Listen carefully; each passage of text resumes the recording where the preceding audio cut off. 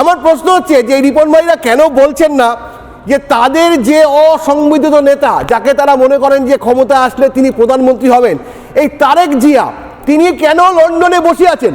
তিনি কেন বাংলাদেশে ফিরতে পারছেন না? ইউনূস সরকার তাকে কেন ফিরে আসতে দিচ্ছে না? কারণ ইউনূস খুব ভালো করে জানেন তারেক জিয়া যদি ফিরে আসেন তাহলে তার গদি নড়ে যাবে।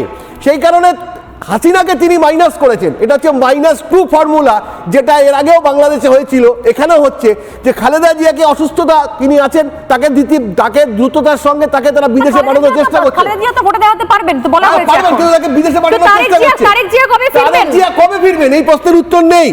এবার বলছেন বীরের জাতি, তো বীরের জাতি যদি হয়, আজকে একটা রিপোর্ট দেখলাম ইন্টারপোল এই মুহূর্তে প্রায় 90 জন বাংলাদেশি টেররকে খুঁজছে। 90 জন, সেটা ভারতবর্ষ নয়, পৃথিবীর বিভিন্ন দেশ থেকে তারা এমন ক্রাইম করেছেন যে ইন্টারপোলের খাতায় তাদের নাম রয়েছে। সেখানে কিন্তু এত চেষ্টা করেও আপনারা কিন্তু শেখ হাসিনার নামটা ঢোকাতে পারেননি। তাহলে এই বীরের জাতি কি করছে?